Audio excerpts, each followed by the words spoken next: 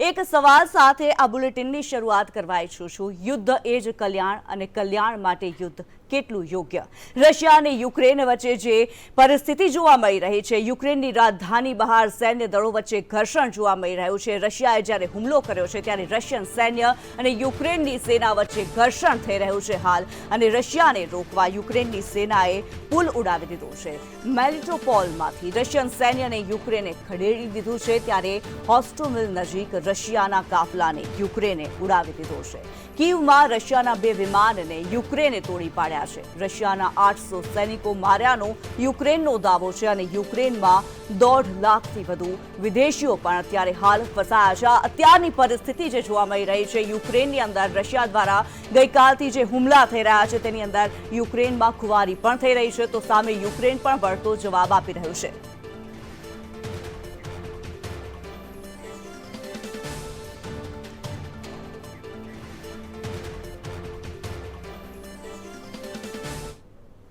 તો રશિયા યુક્રેનની જે અત્યારની પરિસ્થિતિ છે, કઈ રીતે આગળની પરિસ્થિતિ થઈ શકે છે, કઈ પરિસ્થિતિ નિર્માણ પામી શકે છે, આ વિશે ચર્ચા કરવા માટે આપણી સાથે સ્ટુડિયોમાં જોડાયા છે રક્ષા વિશેષજ્ઞ જયંતી આહિર, સાથે જ જે संवाददाता है हमारा अजय यादव जोड़ाયેલા છે। अजय, સૌથી पहला आपनी पास आवा मांगे, किस प्रकार से ये जो समग्र सिनेरियो देखने मिल रहा है, रशिया और यूक्रेन के बीच जो युद्ध अभी छिड़ चुका है उसमें भारतीय जो फंसे हैं उनको वापस लाने के लिए क्या कार्यवाही?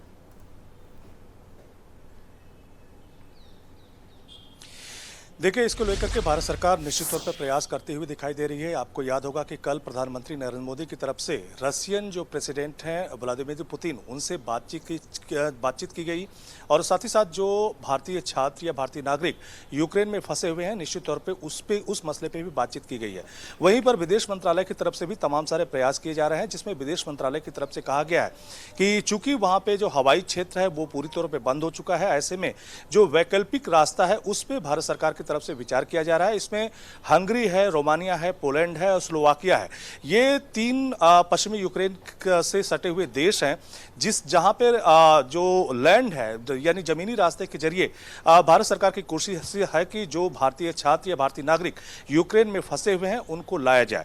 लेकिन कहीं ना कहीं आज युद्ध का दूसरा दिन है, और जिस तरह की सिचुएशन पूरे यूक्रेन में देखने को मिल रही है उसमें ये काम इतना आसान नहीं है, क्योंकि रशियन फोर्सेस की तरफ से कई सारे ऐसे इलाके हैं जो उसके कब्जे में आ चुके हैं। खुद कीव जो है वो घिर चुका है। कहा जा रहा है कि रशियन आर्मी कीव की तरफ बढ़ती हुई दिखाई दे रही है, और कुछ घंटों में हो सकता है कि पूरे कीव पर रशियन आर्मी का कब्जा हो।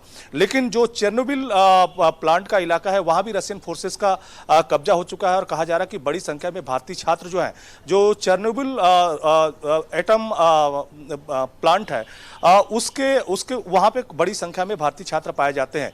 इसी तरह से खार्किव जो कि यूक्रेन का दूसरा बड़ा इलाका है, वहां पर भी बड़ी संख्या में मेडिकल की पढ़ाई करने वाले छात्र पढ़ते हुए नजर आते हैं। खुद कीव में अभी वहां के मेयर की तरफ से बंदी का ऐलान किया गया है। तो निश्चित तौर पे जो आम लोग हैं, आम यूक्रेनी के साथ साथ आम जो भारतीय हैं, उनके सामने भी काफी समस्याएं देखने को मिल रही है।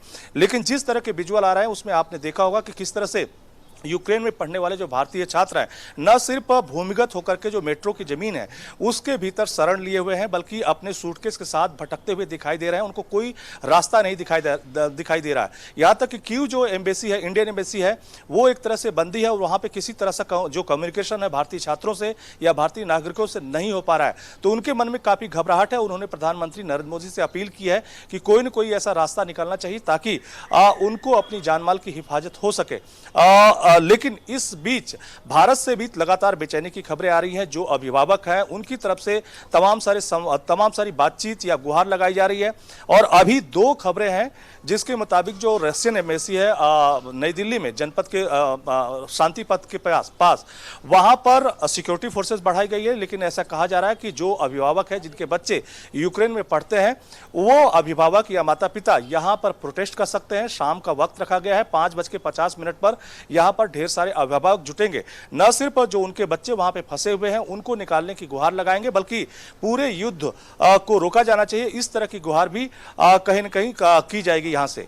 वहीं दूसरा प्रोटेस्ट जो है कल, जो दिल्ली के जो संभ्रांत समाज के लोग हैं मंडी हाउस से लेकर के जंतर मंतर पे प्रोटेस्ट करेंगे। दुनिया भर में निश्चित तौर पे यूक्रेन में जो युद्ध चल रहा है उसको लेकर के प्रोटेस्ट चल रहे हैं, लेकिन भारत में भी आज से ये प्रोटेस्ट शुरू होगा और माना जा रहा है कि आने वाले दिनों तक लगातार जारी रहेगा, क्योंकि इसमें सिर्फ यूक्रेन नहीं फंसा हुआ है बल्कि दुनिया भर के लोग फंसे हुए हैं। और जिस तरह के विजुअल आ रहे हैं वो निश्चित तौर पे काफी द्रवित कर देने वाले हैं, करुणा वाले हैं। तो ऐसे में सभी लोगों को डर लग रहा है कि जो भी भारतीय वहां पे रहते हैं या आम यूक्रेनी भी जो वहां पे हैं उनकी फिलहाल की सिचुएशन क्या है।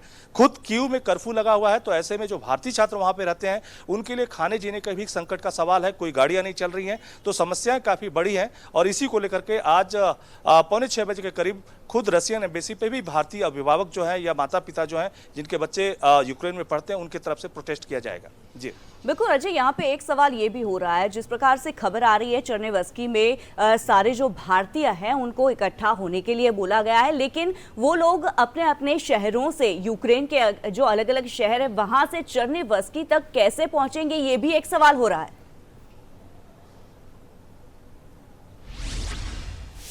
देखिए, निश्चित तौर पे ये बहुत बड़ी समस्या है कि अगर भारत सरकार की तरफ से चलिए कोशिश भी की जाती है कि जो जमीनी रास्ता है वहां से जो आम भारतीय छात्र हैं उनको निकालने की कोशिश की जाए, तो यूक्रेन भी जमीन के लिहाज से काफी छोटा मोटा इलाका नहीं है। उसका जो पूर्वी इलाका है वो राजधानी कीव से काफी दूर है, और खास करके हंगरी, अगर पोलैंड और स्लोवाकिया की अगर बात करें तो उससे तो कई हजार किलोमीटर की बात आ जाती है। तो वो इलाके कहीं न कहीं रशियन फोर्सेस के कब्जे में आ चुके हैं।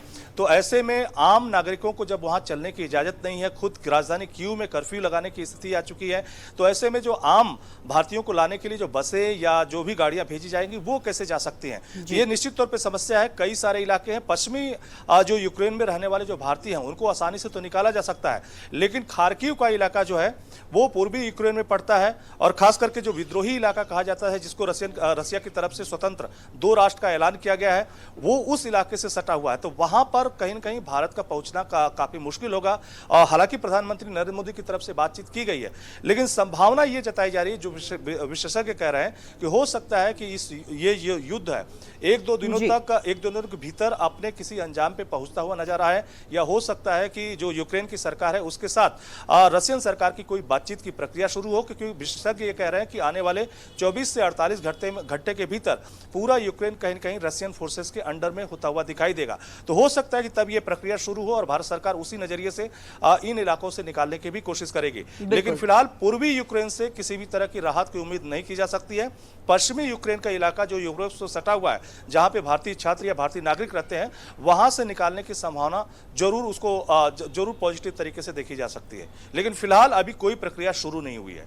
जी अजय, आप हमारे साथ जुड़े रहे, आपसे जानकारी लेते रहेंगे। આપણી સાથે અત્યારે હાલ રક્ષા વિશેષજ્ઞ જયંતિ આહિર પણ જોડાયેલા છે। જયંતિજી, જે પ્રમાણે અત્યારે પરિસ્થિતિ સામે આવી રહી છે, બે વાત છે, એક તરફ રશિયા સતત ને સતત આગળ વધી રહ્યું છે, યુક્રેનની રાજધાની કીવ સુધી રશિયા પહોંચી ગયું છે, કબજો કરવા સુધી પહોંચી ગયું છે, અને બીજી બાજુ જે શાંતિ મંત્રણાની પણ વાતો સામે આવી રહી છે કે વાતચીતથી પણ આ જે સમગ્ર મુદ્દો છે, સમગ્ર મામલાનો ઉકેલ આવી શકે, ત્યારે અત્યારની પરિસ્થિતિને જોતા આપ શું ભવિષ્ય જોઈ રહ્યા છો?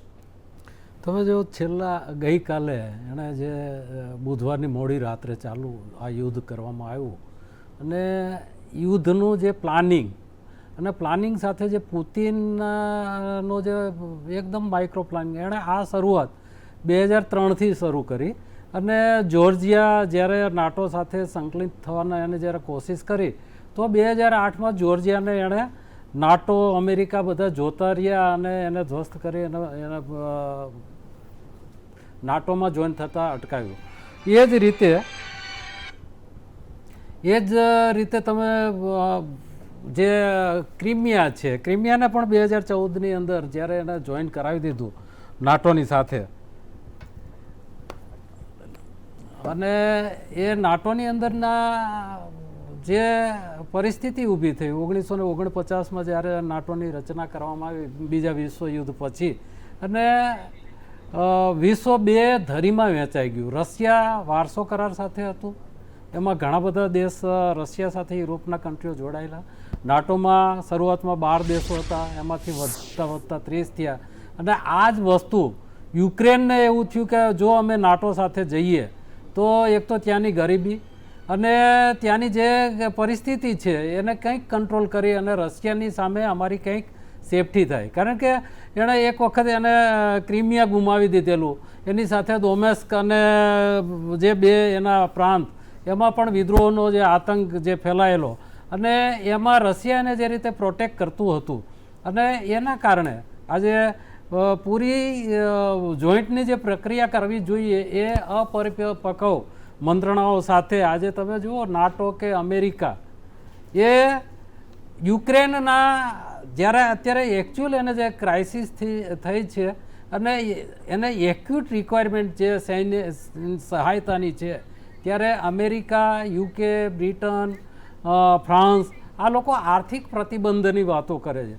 આ પુતિન આર્થિક પ્રતિબંધથી રોકાય એવી એ શખ્સિયત નથી. એ એક તમે જુઓ એની આખું બેકગ્રાઉન્ડ તમે જુઓ, એક જાસૂસ તરીકેની કેરિયર એની અને એના જ્યારે તમે ક્યાં શિકાર કરતા એના વિઝ્યુઅલ તમને જોવા મળે, શર્ટલેસ એનું બોડી હોય, હાથમાં રાઇફલ સાથે હોય, એટલે આક્રમકતા સાથેની. અને એણે જે હમણાં વિન્ટર ઓલિમ્પિકમાં જે એને જિનપિંગ સાથે જે ચાઇનાની અંદર ગયા આ યુદ્ધની તૈયારીના ભાગરૂપે એને પાકિસ્તાન પ્રેસિડેન્ટને ત્યાં બોલાવ્યા. બિલકુલ જયંતિજી, અહીંયા આપણે જરાક અટકીએ કારણ કે આપણી સાથે પ્રાચી જોડાઈ ચૂક્યા છે. આ ચર્ચાને આપણે આગળ વધારીએ. પ્રાચી એ જોડાયેલા છે જે યુક્રેનથી પરત ફર્યા છે, હાલમાં જ પરત ફર્યા છે. ત્યારે પ્રાચી, સ્વાગત છે આપનો સંદેશ ન્યૂઝમાં. પ્રાચી, સૌથી પહેલા તો આપની પાસેથી એ જાણવા માંગીશું જે પરિસ્થિતિ અત્યારે યુક્રેનની અંદર જોવા મળી રહી છે, એ પરિસ્થિતિમાંથી બચીને તમે ભારત પરત ફર્યા છો, વતન વાપસી થઈ છે તમારી, શું ફીલ કરી રહ્યા છો? કેવો અનુભવ છે અત્યારે?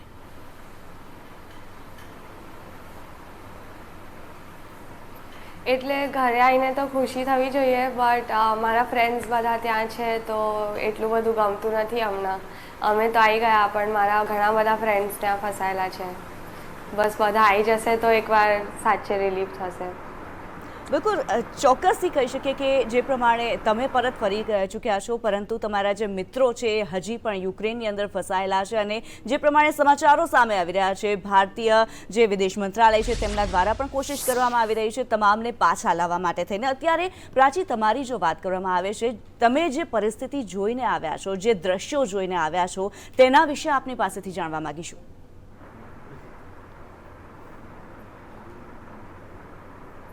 એટલે અમે આવ્યા ત્યારે તો કંઈ જ નહોતું અને એટલે બધું ન્યૂઝથી જ અમને બી ખબર પડતું હતું. મારું સિટી વેસ્ટમાં છે એટલે ત્યાં સેફ હતું અને જ્યારે અમે લેન્ડ થયા ત્યારે ખબર પડી કે અમારા ફ્લાઇટ નીકળ્યા પછી જ ત્યાં બોમ્બિંગ ચાલુ થયું અને અટેક ત્યારે જ ચાલુ થયું હતું.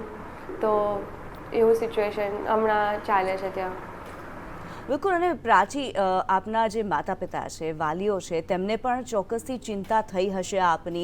તેમણે પણ કોશિશો કરી હશે કે તમે જલ્દીથી જલ્દી ઘરે પાછા આવી જાઓ. કયા પ્રકારના પ્રયાસો રહ્યા હતા અને આપના તરફથી કયા પ્રકારના પ્રયાસો કરવામાં આવ્યા યુક્રેનથી પાછા આવવા માટે?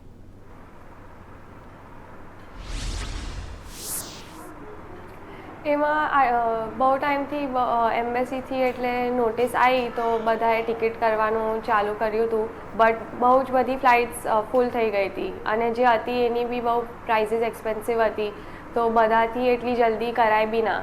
અને તો બી મોસ્ટ લોકોની ફ્લાઇટ્સ બુકડ હતી માર્ચ સુધી. તો બધા આ વીકમાં, નેક્સ્ટ વીકમાં બધા ઘરે આવવાના જ હતા અને અમારી જ 2-3 ફ્લાઇટ લાસ્ટ હતી જે ઉડી શકી અને એના પછી એરસ્પેસ જ બંધ કરી દીધું.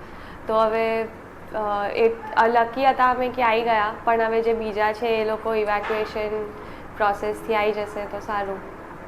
બિલકુલ ખુશકિસ્મત આપને માની રહ્યા છો. ત્યારે આપના મિત્રો હજી પણ ત્યાં ફસાયેલા છે, યુક્રેનની અંદર છે, જેમને હજી પાછા લાવવાના બાકી છે. કયા પ્રકારની મનસ્થિતિ તેમની જોવા મળી?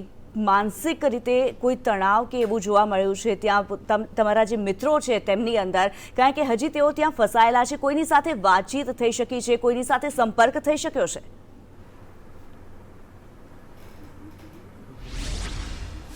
હા, ફ્રેન્ડ સાથે વાત તો ચાલુ જ છે. કમ્યુનિકેશન ત્યાં હજી બંધ નથી થયું તો એ સારું છે. અને પેરેન્ટ્સ અને અમે બધા થોડા વધારે ટેન્શનમાં છે. જેમ કે અમે ત્યારે ત્યાં હતા તો અમે થોડું સેફ ફીલ કરતા હતા, એટલું પેનિક નહોતું, પણ અહીંયા જે ફેમિલી હોય એમને વધારે ટેન્શન થાય, તો હમણાં બી થોડું એવું જ સિચ્યુએશન છે.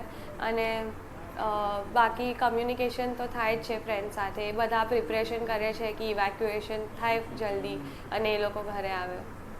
બિલકુલ. અને પ્રાચી, અત્યારે સૌથી મોટો સવાલ આપના અભ્યાસને લઈને થાય, કારણ કે અત્યારે જ્યારે યુક્રેનની અંદર પરિસ્થિતિ સામાન્ય નથી, યુદ્ધની પરિસ્થિતિ જોવા મળી રહી છે, ત્યારે યુનિવર્સિટી દ્વારા આપને કંઈ કહેવામાં આવ્યું છે આપના અભ્યાસને લઈને?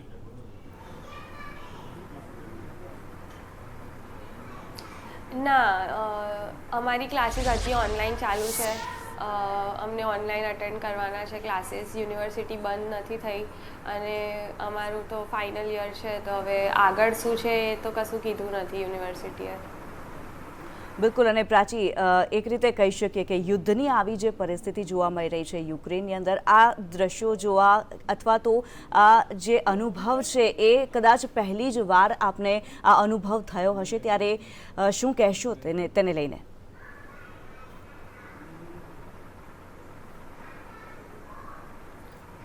એક્સપેક્ટેડ નહોતું કે આવું કંઈ એક્સપિરિયન્સ કરવા મળશે, બટ રિયલ વોર એક્સપિરિયન્સ કરવા પહેલાં ઘરે આવી ગઈ એ જ બહુ મોટી વાત છે. બિલકુલ. અને પ્રાચી, અત્યારના જે દ્રશ્યો છે એ કંઈક અલગ જ છે. યુક્રેનની અંદર ખુવારીના દ્રશ્યો જોવા મળી રહ્યા છે, નુકસાનીના દ્રશ્યો જોવા મળી રહ્યા છે યુક્રેનમાં, પરંતુ પહેલાંના જે શાંતિ જ્યારે હતી ત્યારના જે દ્રશ્યો હશે, ત્યારનો જે નજારો હશે, લોકો ખુશહાલ હશે, એ જો આપ વર્ણવી શકો?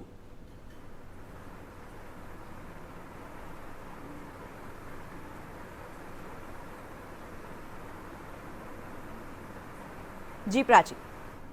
હેલો.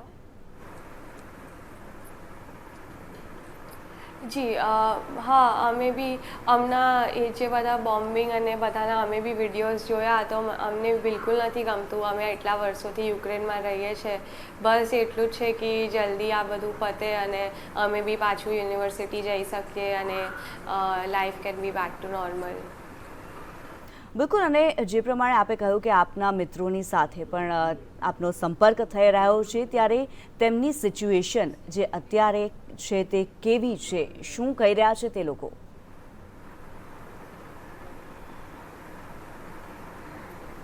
બસ બધા હમણાં તો પ્રિપરેશનમાં બિઝી છે એટલે વધારે વાત નથી થતી, પણ બધા પ્રિપેર કરી રહ્યા છે ડોક્યુમેન્ટ્સ અને સામાન, અને જેટલું થઈ શકે જલ્દી એ લોકો નીકળે.